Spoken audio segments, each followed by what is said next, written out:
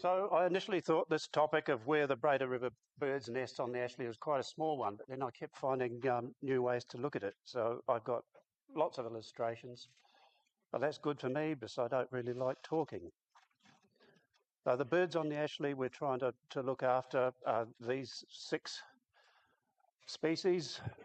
The ones we monitor in detail are the top row there. We'd like to monitor the rest in detail. We simply don't have the resources. So for a very long time, Nick did most, if not all, of the monitoring. Since 2018, I've been doing quite a bit. So Nick is still working mainly on the bird of the year. Some non-species specific stuff to start off with, and at the very largest scale, most of the birds nest on the lower 19 kilometres of the river where the Rivercare Group was set up to work on. This is annual survey data, but I think it's showing a pretty good indication of nesting. On occasion, you can get some good black-fronted tern nests and a few other nests above where we work and below the Ashley Gorge, but the great majority is where the river is much wider and more braided. At the opposite scale, the very smallest scale, most of the birds nest in this poorly sorted coarse gravel. There is other types of substrate around, but they definitely prefer this. The bird that's least likely to obey the rules on this is the banded dotterel, which can nest on sand. Going to a medium scale, and where the birds don't nest, in 2004, basically the whole river looked like this. And you just don't get the birds, you don't get the nesting when it's covered in weeds. And weeds are the main determinant by far of the number of birds on the river. Floods control the weeds. Another place at a medium scale where the birds don't nest is close to trees. Red is tree line, white is a 50-metre buffer around that tree line.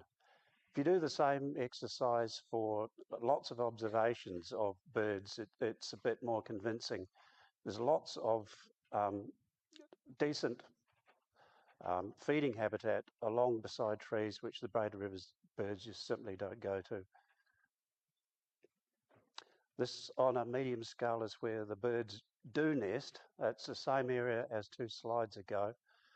They nest preferentially on or close to islands, which are quite far from trees and quite close to the water and pretty weed-free, but it only gives them a certain degree of safety from predators or anything else.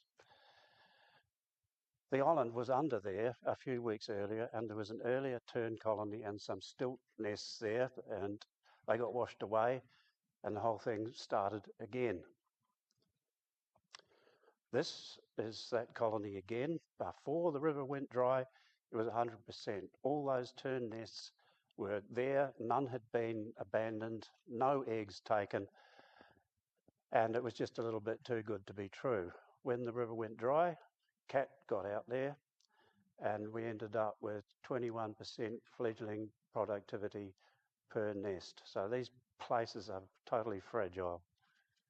That's what the area looks like now. We have got a couple of new islands, but they might be a bit small, and that northern one is likely to go dry. We're asking the gravel company there and ECAN to make us a new island, and that gravel company, they want to help. They'll ask us what we want done. This shows percentage of each species that actually nest on islands. Banded dotterel don't care. Wrybill have got a preference. Terns, the stilts, and the black-billed gulls have a very strong preference to nest on islands, and most of the others nest close to those islands. And those islands are shared. In this place, a small tern colony, a small stilt colony.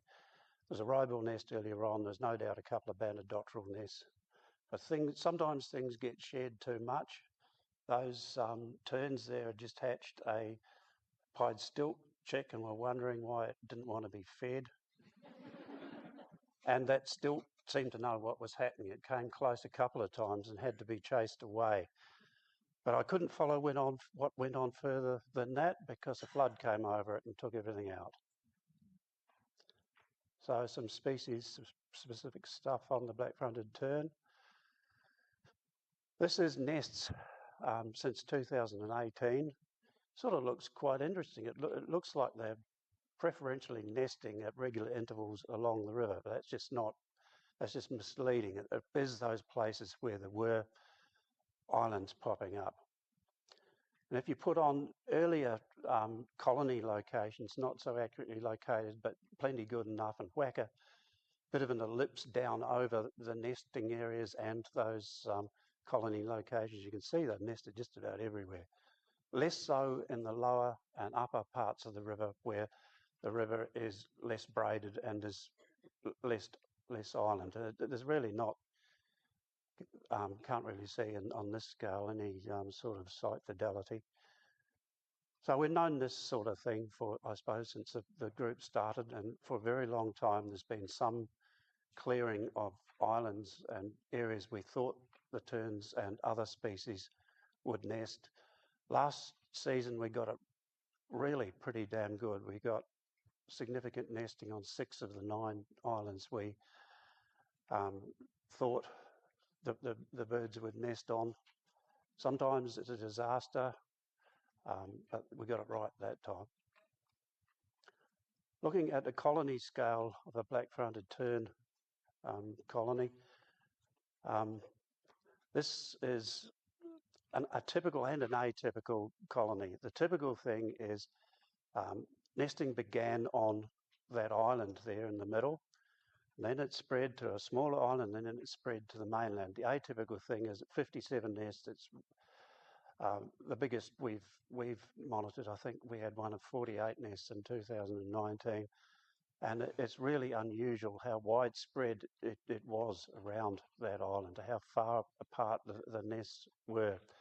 There's some nests which were unusually close to water, which is, they normally don't do that, and it's really strange because there's been an earlier colony on this site which had got washed out. So we had a cat there which destroyed all those nests on the south edge, another cat which did some damage on the north side but then disappeared. I thought this colony was going to be a bit of a disaster. I thought all the nests off that island and the ones close to water would be lost, but it really wasn't quite that bad. Just a couple of things on what goes on in our colonies, trail cameras, traps. This is an outcomes map. The thing to look at is the green circle around an orange dot, which is showing a nested hatched, and there's much better hatching outcomes on that island than on the mainland. And we did catch that cat that caused the damage on the south side, but typically 3 weeks later, after all the damage had been done. There's rats and stoat caught up on the north side there, and unusually seemed to be before they could have done much damage. And we got 35% productivity from here, which isn't good enough, but it's a lot better than I expected.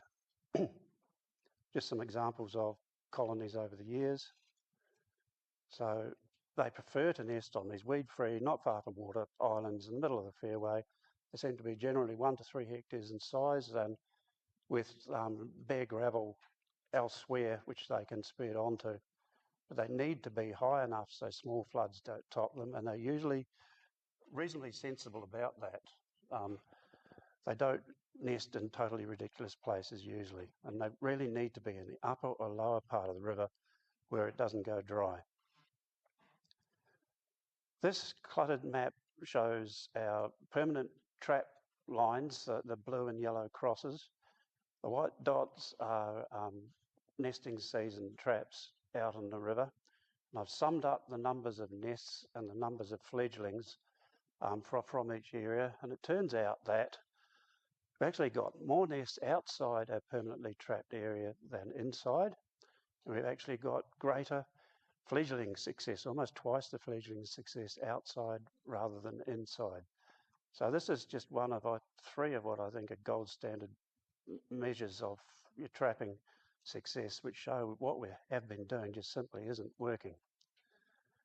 I don't really need this slide because Billy's sort of gone into this, but just putting 100-metre spaced traps along the river and expecting these animals to waltz into them, singing nice little songs and kill enough of them to make a difference just simply doesn't work. We've got to go out and hunt them, and we might perhaps get somewhere. So Evie there is one of Billy's dogs, and I think she is making a difference. I don't have enough time to get out there enough.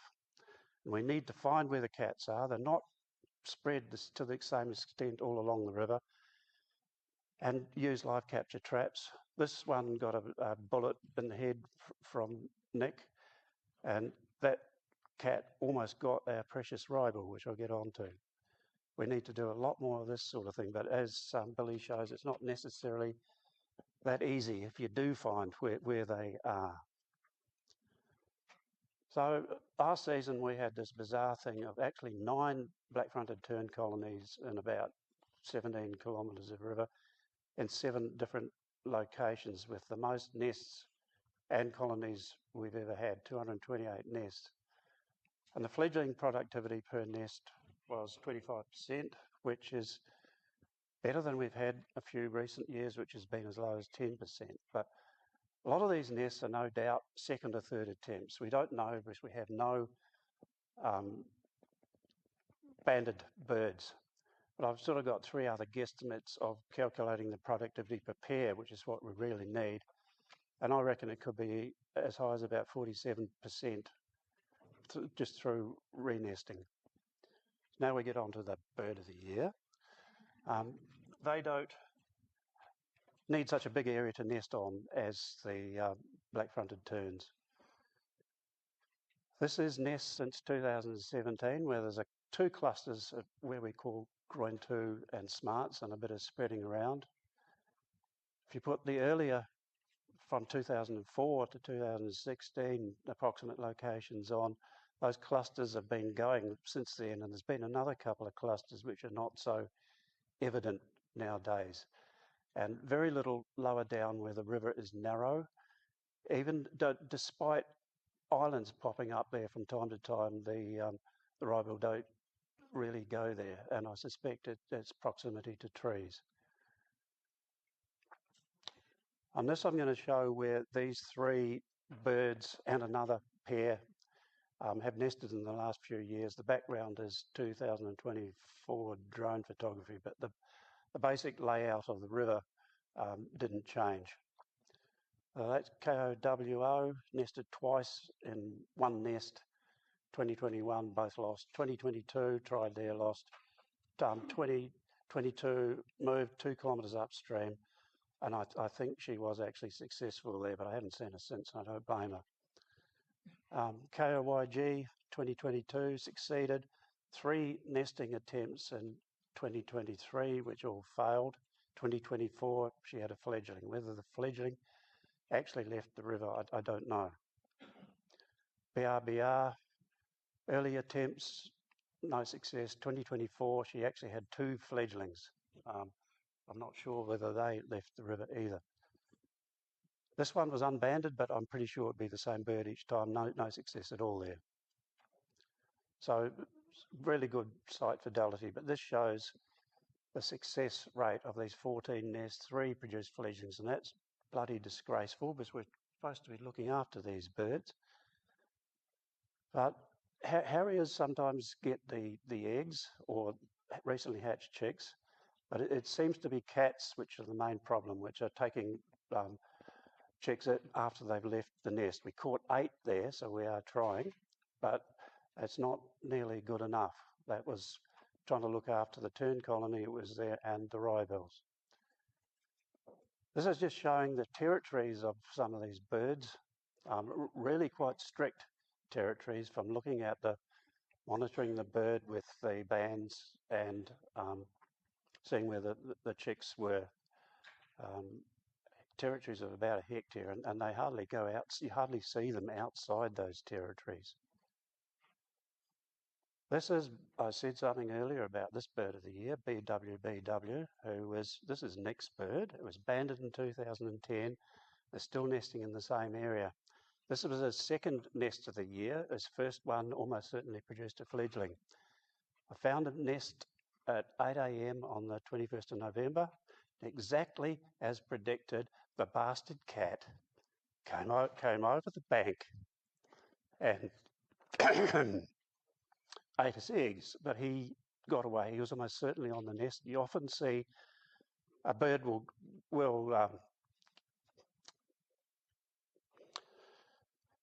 get away before the animal gets there. Now, this was BWBW 2 days later. I really don't know what he's been up to in the last 15 years. I wouldn't be surprised if he's had a couple of nests going at the same time. This was that area, the groin 2 area.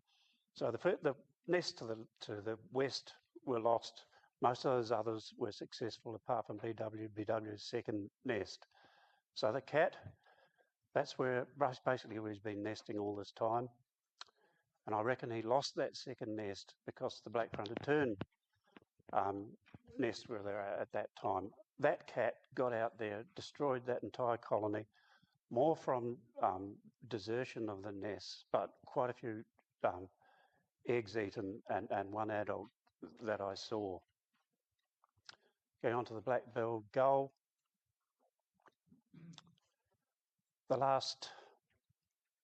Since 2016, they've been in the lower part of the river and showing a bit of a preference to nest just where the river runs into the estuary.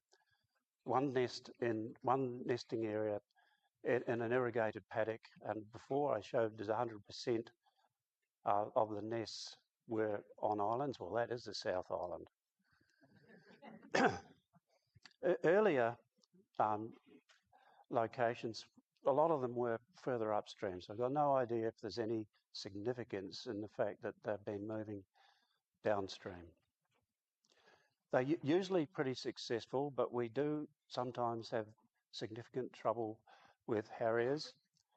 And this particular place here, Norway rats got about 100 chicks and ate them, eating the belly out, piled them up just on the edge of the colony. Just a few examples of black-billed gull colonies. So, as somebody said before, black-billed gulls, they'll kill chicks of other species, from what I've seen, within about 50 metres of their nests or roosting places. I haven't seen it as predation. They seem to just kill them. So they're not very good neighbours. That chick was taken up in the air and dropped. I've seen the same thing happen with banded dotterel and with pied stilt. If anyone noticed something strange with the first photo in this presentation, well, you're doing all right. Here we've got 2 black-fronted tern chicks and a black-billed gull chick in a nest being fed by the tern. So what actually happened was the tern nest, gull came along and laid eggs in it, was repeatedly strafed and driven off by the terns. So here we've got 2 tern eggs and a black-billed gull egg. One tern chick hatching and a black-billed gull egg. A tern and a gull in the same nest.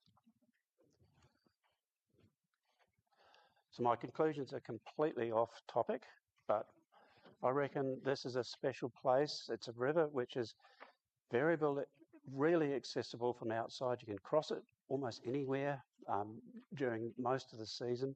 It's got natural boundaries. It's an ideal place for the study of these braided river birds, and it should be possible to ensure that these birds can successfully breed. But we can't do this. It's not working. We try hard. We don't have the resources. We need full-time, year-round staff to achieve anything much. Yep, that's it.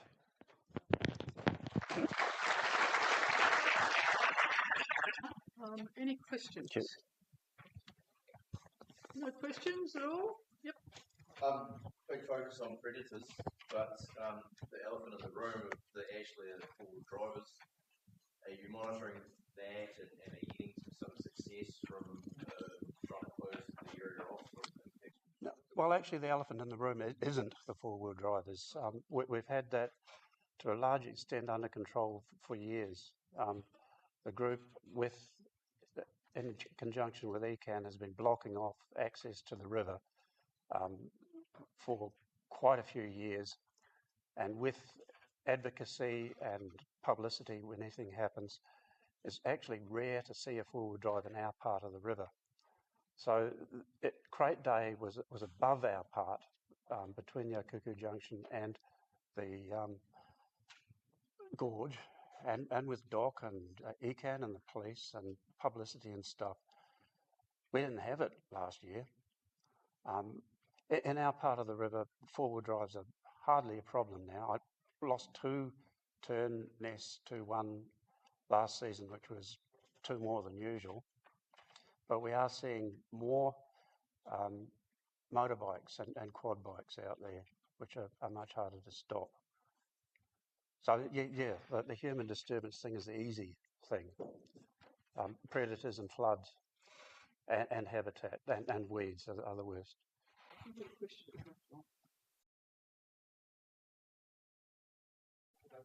Yes, I don't know if that's always the case, but the last 2 years that has been the case.